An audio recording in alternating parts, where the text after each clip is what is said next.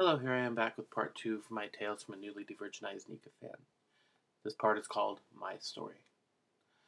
What follows isn't meant to bash anyone, as we both played a part, nor is it meant to garner any sympathy. It just is what it is. But to understand how music helps heal the soul, and to appreciate the greatness of what my Nika encounter meant to me and to Hannah, you must understand how the soul was broken. I'm not sure what you wanted to be when you were growing up. Think about the dreams you had. Do you want to be president? Me? No. Wealthy? Nah. I love sports. I love helping people, and more than anything, I love the idea of family. So for me, I wanted to be a married football playing priest. Stop laughing yet? Okay, good. The religion I was brought up in does not allow for the priest to be married, so the priesthood was out. Instead, I do what I can to help my friends and family deal with whatever the issues are that they're dealing with for that day. And in that idea of helping them, I fulfilled and continue to fulfill my desire to be a priest. As for football, well, I stopped growing tall years ago and never really had the size needed, so what remained of my childhood dream was to be married. And in being married, it wasn't the act of signing a certificate, it was the idea of creating a family. And in creating that family, it was making it a better family than the one I grew up in. And in creating the type of lasting love and relationship and stability that would someday lead us to telling our stories when we were 91 and old and celebrating our 70th anniversary together.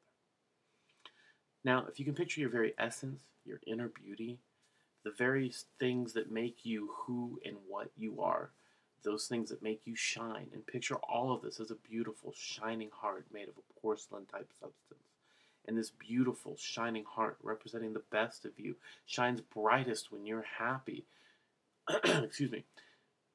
Now, unfortunately, in our lives, there are people who would try to strike this beauty down, those who would try to chip away or place cracks into this heart.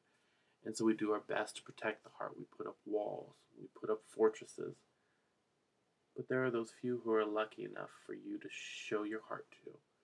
The ones where you tear down these walls, where you expose your essence and lay yourself bare to them.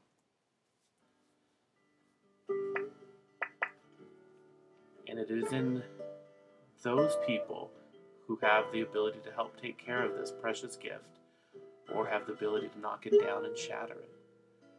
A few months after being engaged, a few months before we were to marry, a few months before a portion of my dream was to come true, my beautiful porcelain heart was shattered into a million pieces. I don't know when things changed.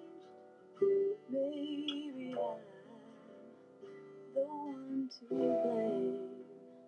I could see forever in your eyes if you just look at me, baby.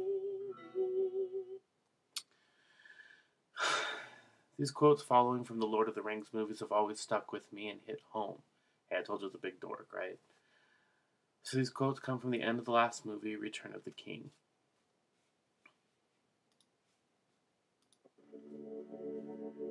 How do you pick up the threads of an old life?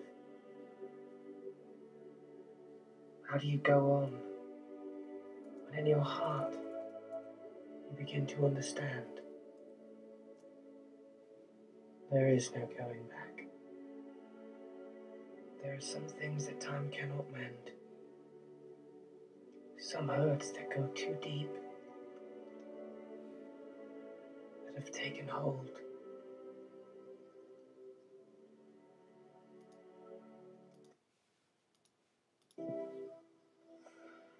It's been 4 years to the day since Weathertop sang. It's never really healed.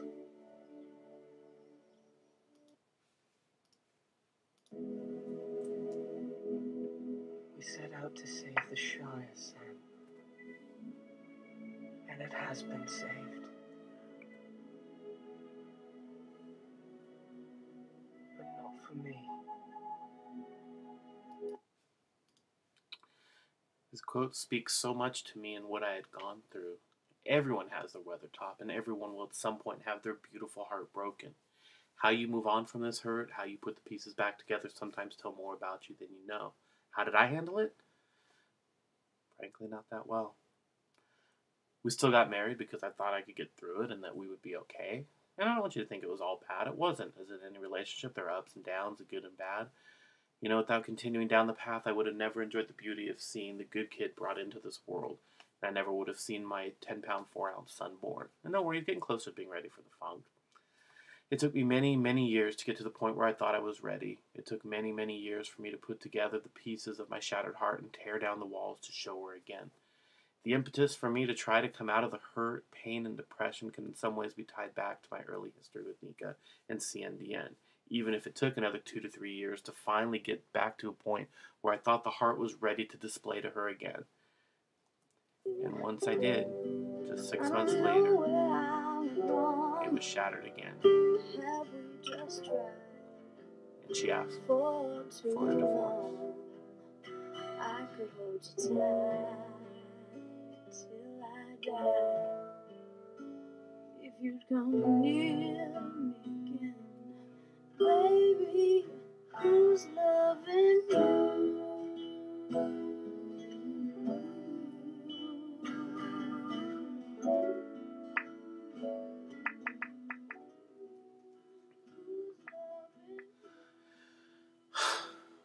Maybe I should have let the dream die then, but I wanted so much for it to be made whole.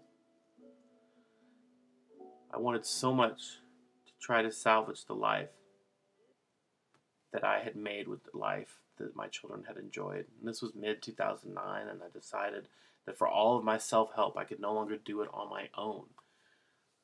And I went to counseling. We went to counseling. And at the end of 2009, after my initial journey of healing that took nearly 14 years, and ever said I was fast, right? And finally, after I finally put my heart on display to be destroyed yet again, I dropped to my knees. And as the new year rang in,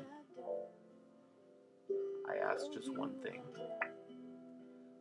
Please let my 2010 be infinitely better than my 2009. If you just care again, baby, who's loving So was it? Was my 2010 infinitely better? Counseling continued. Healing, real healing for me began. We took one of the best family trips to Orlando that we had ever had. And then the counselor had to leave. Issues that couldn't be overcome surfaced again. And near the end of September, the final decision was made. My dream was dead.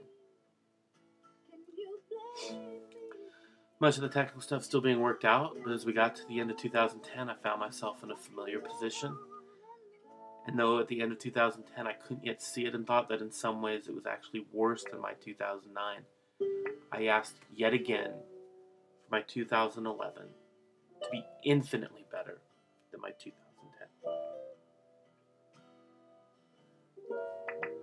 Why would I do this? Why would I tempt the fates?